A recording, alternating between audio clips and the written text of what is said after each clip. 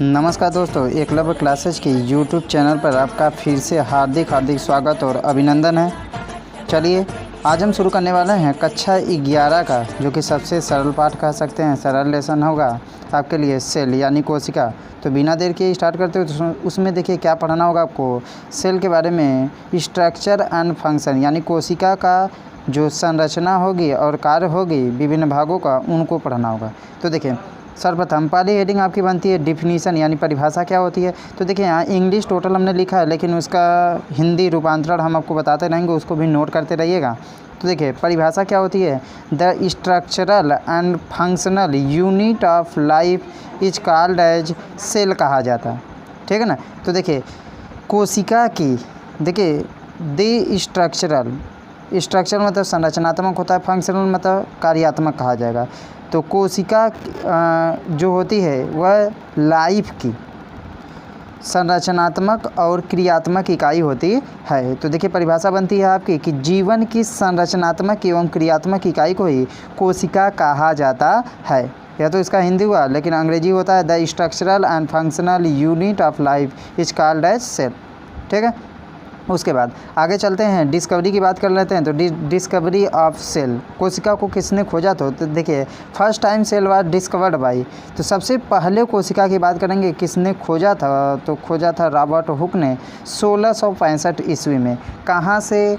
Wooden cork यानी लकड़ी के कार्क से ही खोजा था उन्होंने, जिसके लिए उन्होंने सेलुला या सेला टर्म प्रयोग किया था। अब जब लकड़ी के कार्क को इन्होंने अपने सिंपल माइक्रोस्कोप से देखा था तो उन्हें हनी बी लाइक यानी मधुमक्खी का छत्ता जैसा होता है षटकोरी संरचना उन्हें दिखाई दी थी, ठीक है। तो उसी खाली स्थान को उन्होंने सेला यानी सेलुला नाम दिया था, जिसे सेला कहा गया। सेला मतलब होता है हैलो स्पेस यानी खाली स्थान, बाद में उसी का नाम सेल पड़ा, ठीक है ना। जो कि क्या थी? एक डेड सेल थी, मृत कोशिका थी। और इसका उल्लेख इन्होंने अपनी बुक माइक्रोग्राफिया में किया था। ध्यान दीजिएगा, इनका बुक कंपटीशन में पूछा जाता है कि रॉबर्ट हुक के पुस्तक का क्या नाम था, तो माइक्रोग्राफिया था, ठीक है ना। इसके लिए सेल के लिए इन्होंने कौन सा टर्म यूज किया था, तो सेलुला या फिर सेला, ठीक है। बाद में उसका नाम सेल पड़ा था, ठीक है। और इन्होंने जिस सेल को खोजा था वह मृत कोशिका थी, डेड सेल। कहाँ से किया था? कार्क से, वुडन कार्क यानी लकड़ी के कार्क से इन्होंने सेल की खोज किया था, ठीक है। तो चलिए आगे चलते हैं। सेकंड देख लिया जाएगा कि सेकंड टाइमिंग। तो देखिए second time cell was discovered by, तो किसने खोजा था द्वितीय बार कोशिका को? तो एंटनी वान लीवेनहॉक जब रोग के विषय में अध्ययन कर रहे थे, तो इन्होंने 1674 ईस्वी में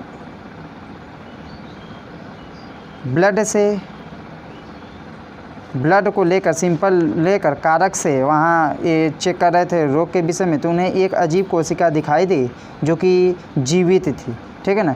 जो बैक्टीरिया सेल बाद में नाम दिया गया, जो कि एक प्रकार की जीवित कोशिका थी, ठीक है।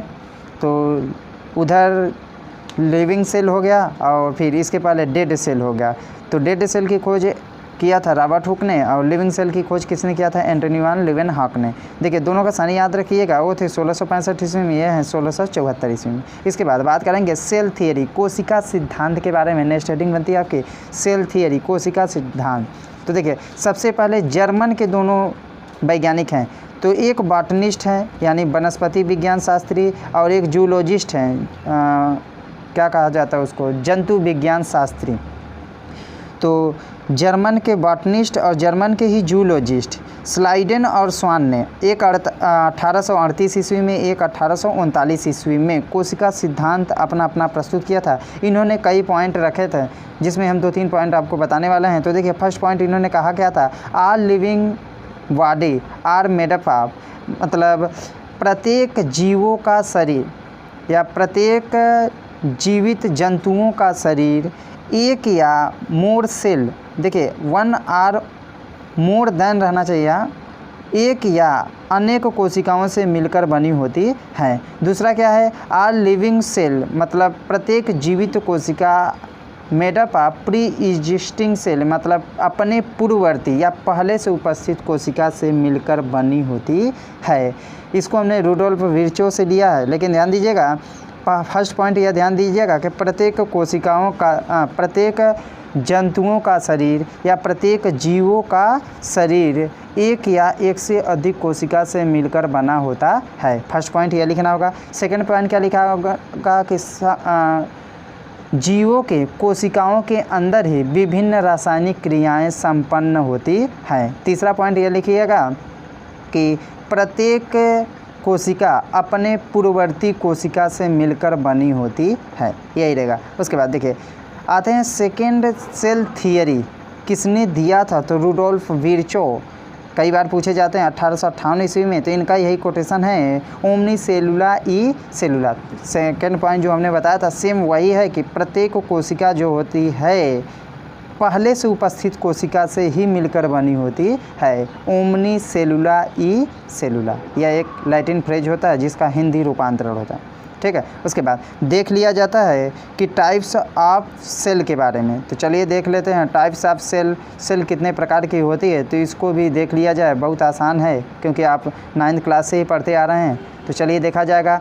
तो सेल 2 टाइप्स की होती है, एक होती है प्रोकैरियोटिक सेल, एक होती है यूकैरियोटिक सेल। डिफरेंस के साथ देखते रहेंगे ताकि डिफरेंस भी आपको समझने में आसानी हो जाएगी। तो देखिए मीनिंग से देख लेते हैं। प्रो मतलब प्रीमिटिव, प्रीमिटिव मतलब प्रारंभिक होता है।